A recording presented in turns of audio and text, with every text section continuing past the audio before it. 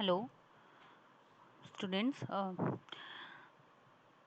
I hope कि आप first chapter of first unit बहुत अच्छे से कर पाए होंगे।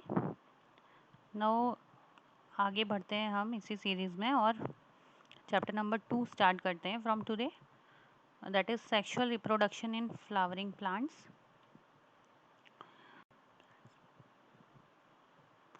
स्टूडेंट्स में जो हम मेन जो इसमें टॉपिक्स पढ़ने वाले हैं वो हम flower, a fascinating organ of angiosperms, pre fertilisation structures and events, double fertilisation, post fertilisation structures and events, apomixis and polyembryony पढ़ेंगे, जिसमें आज मैं आपको थोड़ा सा इसका जनरल व्यू बोलने के बाद में प्री फर्टिलाइजेशन इवेंट्स में formation structure of pollen grain anther तक हम जो है आज कंप्लीट कर लेते हैं। तो let's start.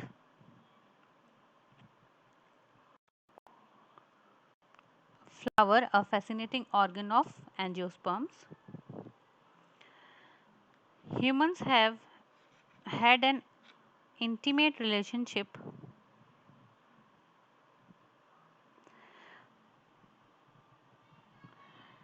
with flowers since time immemorial. Flowers are objects of aesthetic, ornamental, social, religious and cultural values. Flowers हमारी लाइफ में बहुत ज़्यादा ही जो है इन्वॉल्वमेंट है उनका, और हम अपने हर एक हमारा एस्थेटिकली या ऑर्नामेंटली हम सोशली, रिलीजियस, कल्चरल वैल्यूज़ में भी इनको हम एज अ सिंबल जो है वो शामिल करते हैं। सिंबल हैं ये लव के, अफेक्शन के, happiness, grief and morning. Next देखते हैं।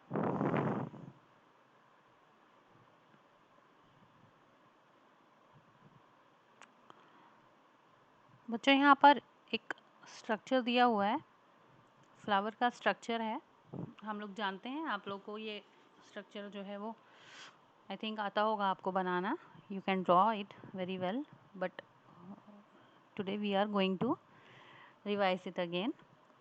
इट्स अ फ्लावर, और आप देखो इसमें इसमें ये जो पोर्शन है ये पिस्टिल है, ये पिस्टिल है, एंड ये जो है ये स्टेमन्स हैं।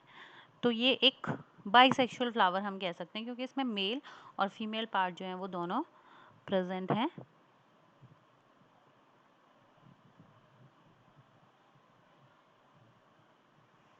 देख सकते हैं हम डायग्रामेटिक रिप्रेजेंटेशन ऑफ एलएस यानी longitudinal section of a flower. यहाँ से देखेंगे हम, ये इसका थैलेमस है, ये जो पोर्शन है इसे हम बोलते हैं थैलेमस। इसी से अटैच्ड है हमारे ये स्टेमन्स, स्टेमन्स अटैच हैं। इसके बाद ये जो मिडल वाला जो पोर्शन है ये है हमारा पिस्टिल। पिस्टिल के दो पार्ट्स हैं,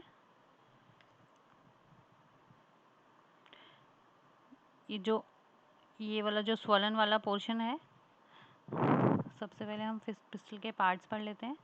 स्टिग्मा, ये long style, and this portion is ovary. Ovary के अंदर ओव्यूल्स प्रेजेंट होते हैं, जो कि बाद में एम्ब्रियो फॉर्मेशन में रोल प्ले कर रहे होते हैं।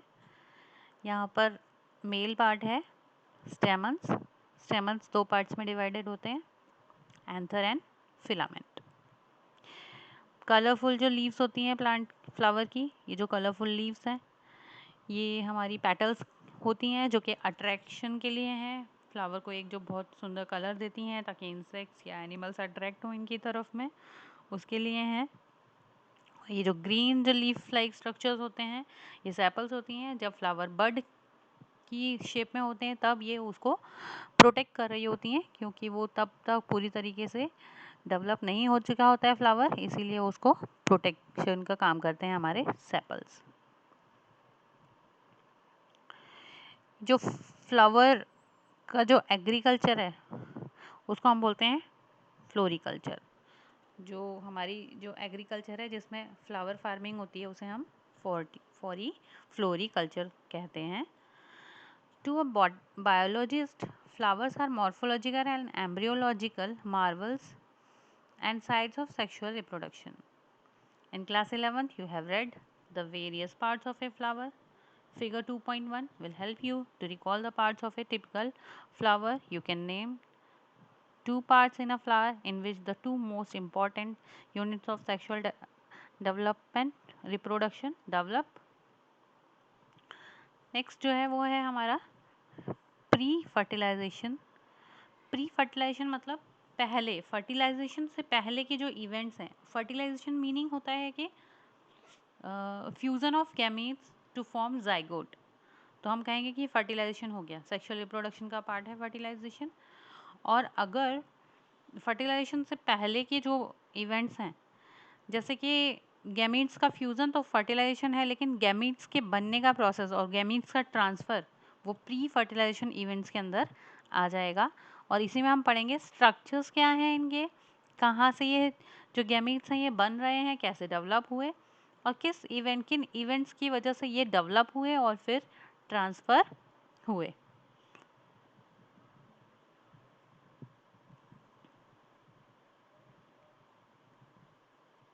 देख रहे हैं हम, much before the actual flower is seen on a plant. जब फ्लावर प्लांट में सीन भी नहीं होता है, उससे पहले ही प्लांट के अंदर कुछ डिसीजंस होते हैं जो कि हार्मोनल बेसिस या स्ट्रक्चरल बेसिस पे होते हैं प्लांट के अंदर, जिसकी वजह से प्लांट्स की जो पार्ट्स हैं उनमें डिफरेंशिएशन होता है, फर्दर डेवलपमेंट होता है और फ्लोरल प्रीमोडियम यानी कि जहाँ से फ्लावर का फॉर्मेशन होगा उसका फॉर्मेशन होता है. हम लोग जानते हैं कि ये अरेंजमेंट जो फ्लावर का होता है इसको हम इन्फ्लोरेसेंस कहते हैं. Are formed with bear floral buds and then flowers. In the flower the male and female reproductive structures, male जो रिप्रोडक्टिव स्ट्रक्चर्स होते हैं हम उनको कहते हैं एंड्रोशियम, एंड जो फीमेल है उन्हें हम कहते हैं गाइनोशियम. गाइनी मतलब फीमेल सेक्स ऑर्गन, एंड्रोजन मतलब मेल हॉर्मोन. तो फिर ये मेल स्ट्रक्चर कहलाते हैं, ये फीमेल.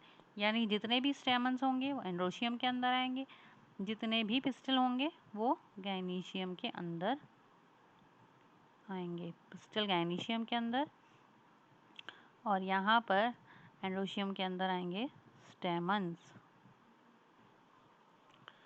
ये मेल हैं और ये female. Differentiate and develop. You would recollect that androecium consists of a walls of stamens representing the male reproductive organ and gynoecium represents the female reproductive organ. अब यहाँ पे स्टेमन्स का स्ट्रक्चर है. Microsporangium जो स्टेमन से जो पोलन ग्रेन का जो फॉर्मेशन होता है हम वो माइक्रोस्पोरेंजियम कहते हैं उसको. और उसके बाद पोलन ग्रेन का डेवलपमेंट हो जाएगा. तो हम यहाँ पर इनका स्ट्रक्चर देख लेते हैं स्टेमन्स का सबसे पहले.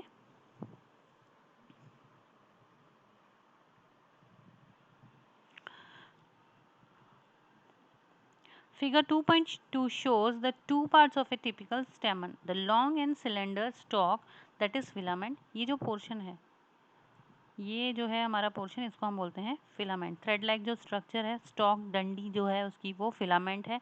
And the terminal generally bilobed structure is called as anther. आप देखो इसके दो लोब्स हैं, ऐसे दो पार्ट्स में जो है ये बना हुआ है.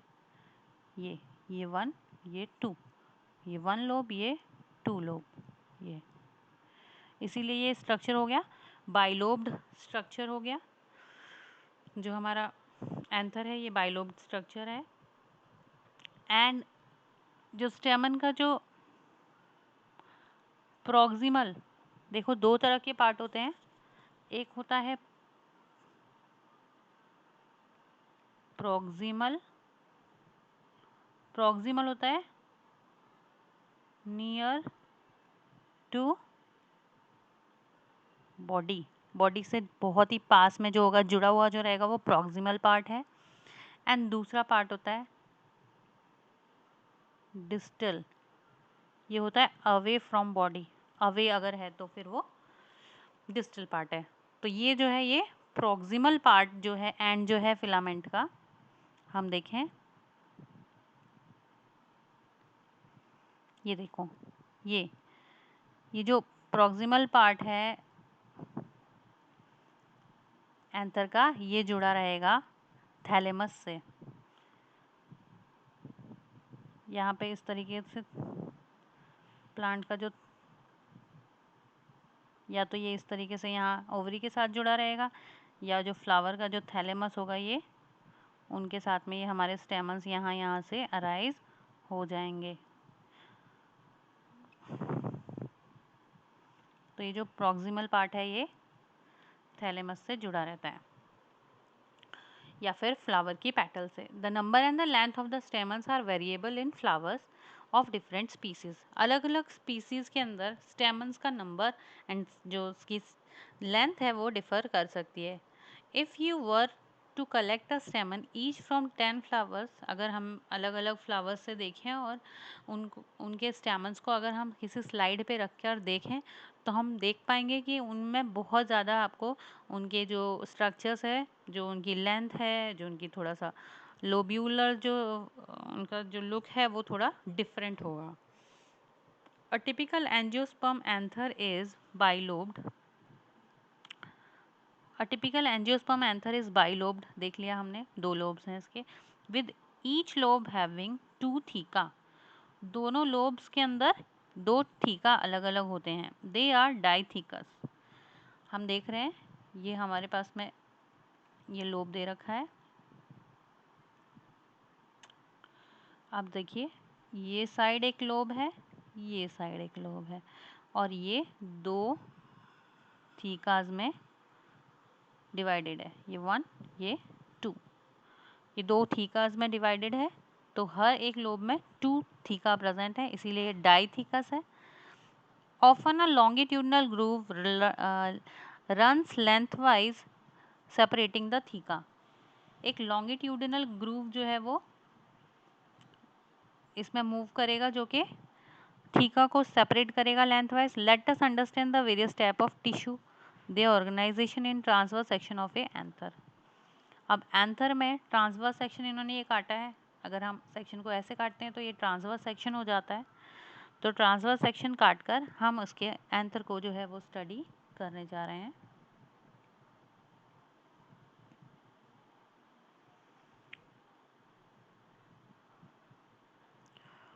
A typical section of an anther. The bilobed nature of an anther is very distinct in transverse section of the anther. The anther is 4-sided tetragonal है, हमने देख लिया किस तरीके से tetragonal है। आप देखो ये एक लोब हो गया,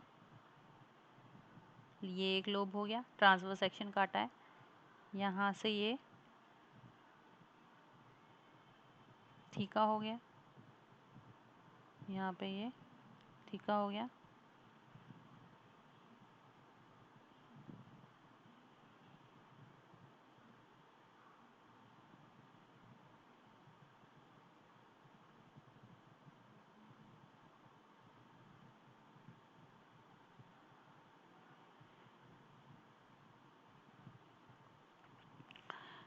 तो ये हो गया टेट्राथीकस, क्योंकि इसमें 1 2 3 4 थीका इसमें प्रेजेंट है, इसीलिए ये हो गया टेट्राथीकस। और ये हमने इसका ट्रांसवर्स सेक्शन काटा है। समझ में आ रही होगी आपको मेरी बात। The anther is four sided tetragonal structure consisting of 4 microsporangia. ये इन्हीं पोर्शंस को हम बोलते हैं यहाँ पर अंदर जो सेलुलर जो असेंबली है, सेलुलर असेंबली, इसको हम बोलते हैं, ये यहाँ पे हम इन्हें बोलते हैं microsporangia. Microsporangia located at the corners in each lobe. The microsporangia develop further and become pollen sac, और फिर वो एक पोलन और डेवलप करेंगे तो फिर वो पोलन सैक बन जाएंगे, जिसके अंदर पोलन्स भरे होंगे बहुत सारे। दे एक्सटेंड लॉन्गिट्यूडिनली, और ये पूरे में ही है, ये यहाँ पे आप देखेंगे तो ये पूरा फिल्ड है ये अंदर।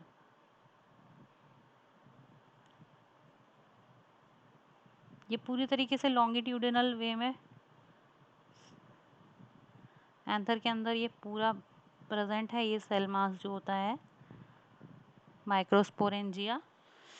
और पूरे पोलन सैक हैं, पोलन से भरे रहेंगे ये, जब पोलन इनमें डेवलप हो जाएंगे pollen grains. They extend longitudinally all through the length of an anther and are packed with pollen grains. Structure of microsporangium, हम माइक्रोस्पोरेंजियम इनका स्ट्रक्चर जो है वो देखने वाले हैं अब।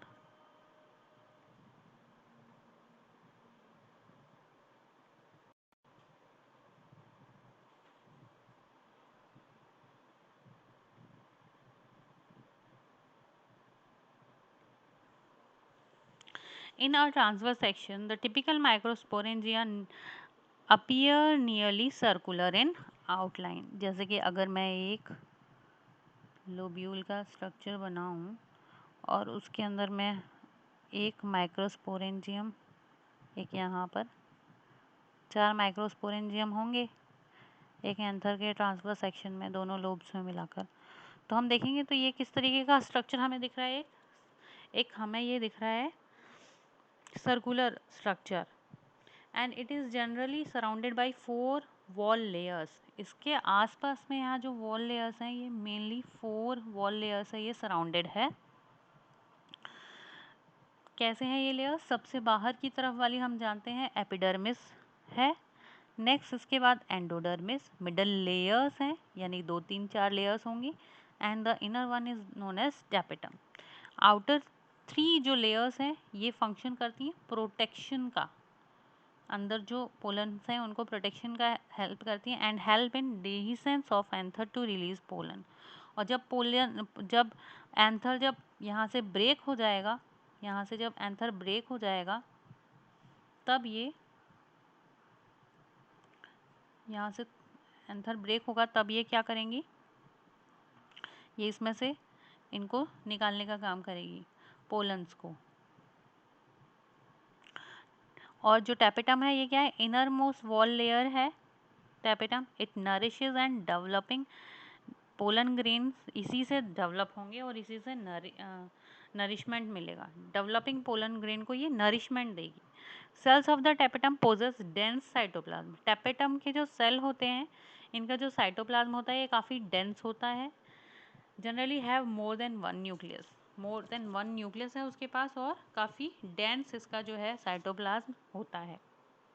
अब को पता है डेंस साइटोप्लाज्म का मतलब कि सेलुलरली इसके अंदर जो है वो डिवीज़न वाली एक्टिविटी प्रेजेंट है। हमने पढ़ा है कि जिसका जितना ही ज़्यादा डेंस होगा साइटोप्लाज्म सेल का वो उतना ही ज़्यादा एक्टिव सेल होगा डिवीज़न वाइज।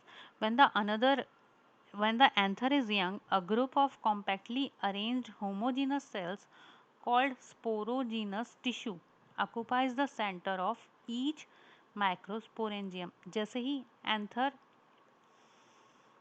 एंथर जब यंग कंडीशन में है तो होमोजीनस सेल्स प्रेजेंट हैं उसके अंदर जो कि स्पोरोजीनस टिश्यू में नाम से जाने जाते हैं और माइक्रोस्पोरेंजियम के सेंटर में होता है। यानी ये जो माइक्रोस्पोरेंजियम है हमारा, यहाँ पे पूरे जो सेल्स प्रेजेंट हैं वो स्पोरोजीनस टिश्यू है, sporogenous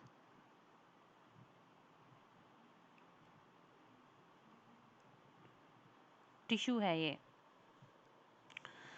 occupies the centre of each microsporangium, microsporangium के अंदर सेंटर में प्रेजेंट है microsporogenesis. As the anther develops, the cell of the sporongenous tissue undergo meiotic division। जैसे ही जो एंथर डेवलप करने लगेगा, वो जो स्पोरोजेनस टिश्यू अभी आपको बताया था, वो जो स्पोरोजेनस टिश्यू माइक्रोस्पोरेंजियम के अंदर है, स्पोरोजेनस टिश्यू, ये जो है ये मियोटिक डिवीज़न होंगे, इसके अंदर मियोसिस होगी। अब आपको पता है मियोसिस में एक सेल से 4 सेल बनते हैं और वो डिप्लॉयड कंडीशन से हैप्लॉयड कंडीशन में आ जाते हैं। इसको हम रिडक्शनल डिवीज़न कहते हैं, आपको मालूम है। तो यहाँ पे माइक्रोस्पोर टेट्राड्स बनाएंगे और वो किस, उनकी प्लॉइडी क्या होगी, उनकी प्लॉइडी होगी कि वो हैप्लॉइड होंगे, यानी कि अब जो है हैप्लॉइड कंडीशन में यानी गैमेटिक फॉर्म में जो है हमारे सेल्स जो हैं वो आ चुके हैं। तो हम देख रहे हैं वो कौन से सेल थे, वो सेल थे स्पोरोनजिनस टिश्यू के, जो कि मियोटिक डिवीज़न जिन्होंने किया और वो हैप्लॉइड में कन्वर्ट हो गए। यहाँ पे बहुत अच्छे ये डायग्राम दे रखे हैं, बहुत ध्यान से हमको फिर से समझ लेना है इनको। ये ट्रांसफर सेक्शन ऑफ एंथर दे रखा है यहाँ पर। ये आप देखिए, ये दो लोब्यूल्स बना रखे हैं, एक ये वाला और एक ये वाला लोब्यूल है, एक ये वाला लोब्यूल है। बीच में यहाँ पे कनेक्टिव टिश्यू है और सबसे फिर ये जो है ये स्मॉल जो सर्कुलर स्ट्रक्चर्स हैं यही माइक्रोस्पोरेंजियम है। यहाँ पे जो इनर वॉल है इसकी टैपेटम है, स्पोरोंजिनस टिश्यू आपको दे रखा है अंदर है, एपिडर्मिस बाहर की लेयर है, एंडोडर्मिस उससे और अंदर की लेयर है। नेक्स्ट जो आएगी वो मिडल लेयर्स आएंगी, ये देखिए मिडल लेयर्स। और इस तरीके से ये 4 लोब्यूल्स जो हैं वो यहाँ पे दे रखे हैं।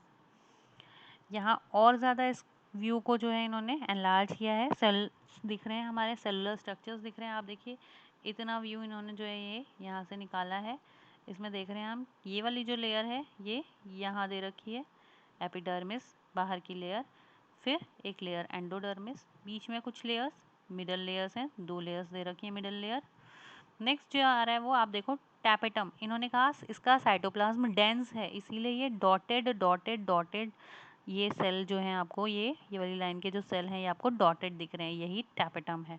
और टैपेटम के अंदर जो टिश्यू प्रेजेंट है वो स्पोरोंजिनस टिश्यू है। जब वो डेवलप होने लगेगा तो वो माइक्रोस्पोर मदर सेल में कन्वर्ट हो जाएगा, यही मदर सेल बाद में डिवाइड होकर गैमीट्स का फॉर्मेशन करवाएंगी।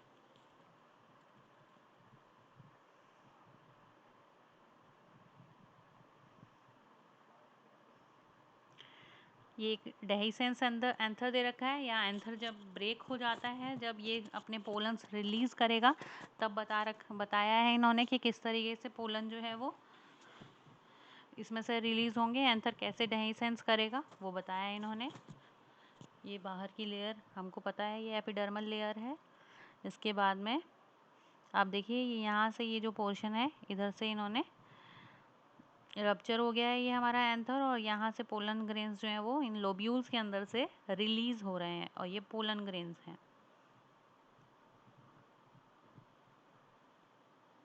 नेक्स्ट आ रहे हैं हम, as each cell of the sporogenous tissue. अभी हम पढ़ रहे थे स्पोरोंजिनस टिश्यू के सेल ही जो हैं वो मियोटिक डिवीज़न करते हैं। तो स्पोरोंजिनस टिश्यू का हर एक सेल जो है वो कैपेबल है कि वो माइक्रोस्पोर टेट्राड बना पाए, यानी कि मियोटिकली डिवाइड हो पाए। Each one of the potential pollen, और हर एक जो टेट्राड में से जो निकलेगा वो पोलन बनाएगा और माइक्रोस्पोर मदर सेल बनाएगा। The process of formation of microspores from pollen mother cell through meiosis is called microsporogenesis. इसी प्रोसेस को हम माइक्रोस्पोरोनजेनेसिस कहते हैं, जो कि मदर सेल से, पोलन मदर सेल से मियोसिस होकर माइक्रोस्पोर्स बनाएगा। Microspores as they are formed are arrange in clusters of 4 cells, the microspore tetrad. As the anthers mature and dehydrate, the microspore dissociate from each other and develop into pollen grain.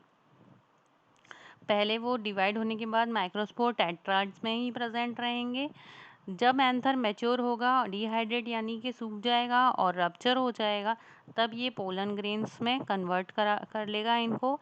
And inside each microsporangium several thousands of microspores और pollen grains are formed that are release with dehiscence of anther. और वो जो चारों microsporangium बताए थे, हर एक में thousands of pollen grains जो है वो निकलते हैं। The pollen grains represent the male gametophyte. Pollen grain जो है वो एक मेल गैमीटोफाइट को रिप्रेजेंट करता है, यानी मेल गैमीट है। If you touch the opened anther of hibiscus, अगर हम हिबिस्कस का ओपन एंथर्स को टच करें और any flower, you would find deposition of yellowish powdery pollen grains. तो हमारी फिंगर्स पे yellow yellow powder like substance जो है वो जमा हो जाता है, वो पोलन ग्रेन्स होते हैं। Sprinkle these grains on drop of water, water की ड्रॉप पर लगाकर अगर हम उनसे ग्लास की स्लाइड पर देखें तो हम उनके बहुत सारे जो है वो स्ट्रक्चर्स जो है वो देख सकते हैं। तरह तरह के हमें उनमें स्ट्रक्चर्स जो है वो दिखाई देंगे। ये देखिए बहुत सारे डिज़ाइन के पोलन ग्रेन्स जो हैं वो हमें दिखाई दे रहे हैं। इलेक्ट्रॉन माइक्रोस्कोप से देखे गए हैं ये, तब पता चल रहे हैं कि ये किस तरीके से जो है इनके डिफरेंट प्लांट्स के पोलन्स जो हैं वो अलग अलग स्ट्रक्चर्स लिए हुए होते हैं।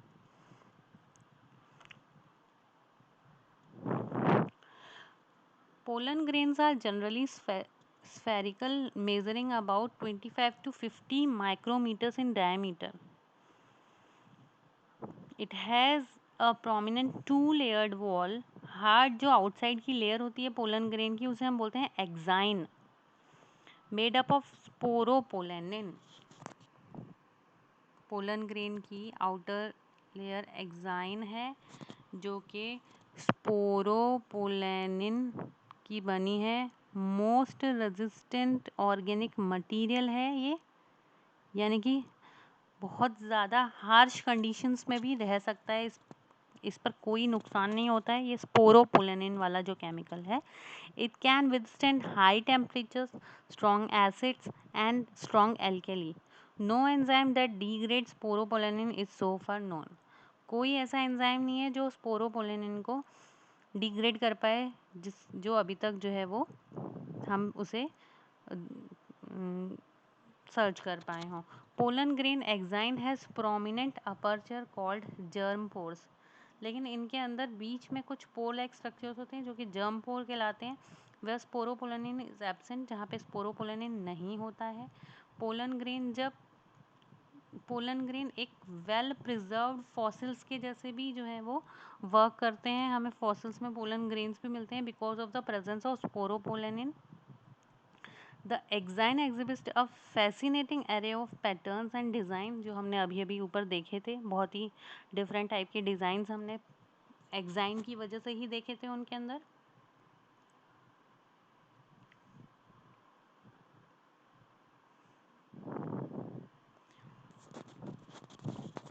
The inner wall of the pollen grain is intine. जो पोलन ग्रेन की इनर वॉल है ये इंटाइन कहलाती है। ये थिन होती है, ये कंटिन्यूअस है, made up of cellulose and pectin. The cytoplasm of the pollen grain is surrounded by a plasma membrane. When the pollen grain is mature it contain two cell, एक vegetative cell होता है, एक generative cell है। The vegetative cell bigger है, आप diagram में देख सकते हैं बहुत ध्यान से। ये जो बिगर सेल है ये वेजिटेटिव पोर्शन है ये वाला पूरा, और ये जो स्मॉल वाला है ये जनरेटिव सेल है। Floats in the cytoplasm of the vegetative. It is spindle shaped with the dense cytoplasm and a nucleus. In over 60% of the angiosperm, pollen grains are shed at two cell stage. इसी दो cell की stage पर 60% of angiosperms में pollen grain shed कर दिए जाते हैं। In the remaining species the generative cell divide mitotically to give rise to two male gamete. लेकिन कुछ ऐसे भी जो 40% जो बाकी के बचे हुए स्पीसीज़ हैं एंजियोस्पर्म्स, उनमें ये डिवाइड हो जाता है। हमारा जनरेटिव सेल डिवाइड हो जाएगा और ये दो में डिवाइड हो जाएगा और फिर ये 3 सेल्ड स्टेज में जो है वो रिलीज़ होगा। तो कुछ में ये 2 सेल की स्टेज में रिलीज़ होता है, कुछ में ये 3 सेल की स्टेज में रिलीज़ होता है।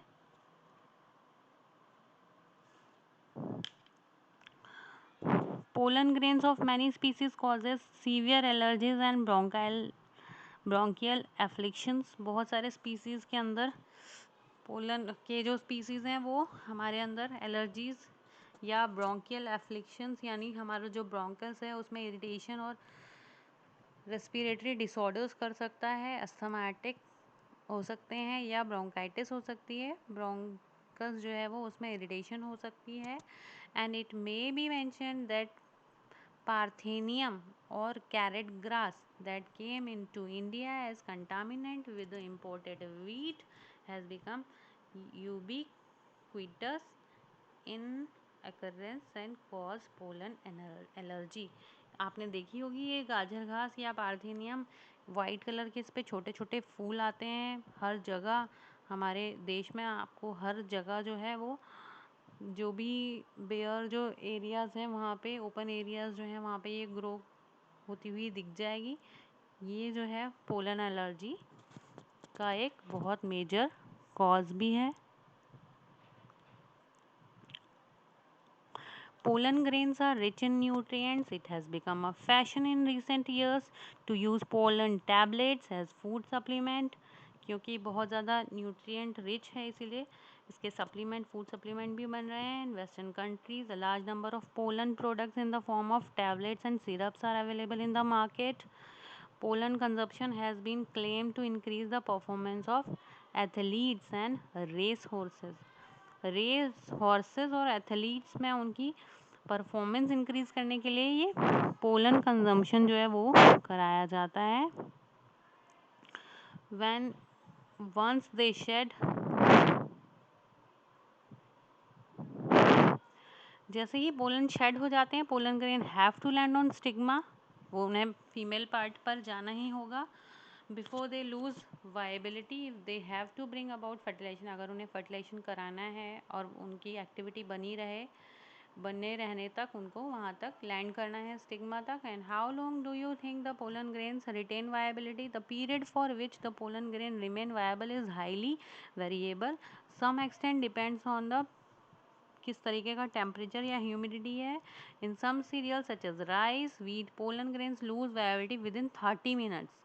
पॉलिनेशन के 30 मिनट्स, डेहिसेंस के 30 मिनट्स के अंदर जो है वो ये अपनी वायबिलिटी खो देते हैं। And in some members of Rosaceae यानी roses, legume, Solanaceae, they maintain viability for months तक जो है ये फर्टिलाइज कर सकते हैं। And you may have heard of storing semen sperm of many animals including human for artificial insemination. Artificial insemination मतलब artificial तरीके से फर्टिलाइजेशन कराने के लिए बहुत सारे एनिमल्स या ह्यूमन के जो सीमेन है जिसमें स्पर्म्स होते हैं उस लिक्विड फ्लूइड को जो है वो स्टोर कर लिया जाता है। It is possible to store pollen grains को भी स्टोर किया जा सकता है large number of species for years तक के लिए स्टोर कर सकते हैं इसको। अगर हम इसे लिक्विड नाइट्रोजन में रखें जिसका टेम्परेचर -196 डिग्री पर रखा जाए, and such stored pollen can be use as pollen bank similar to seed banks in crop breeding programs।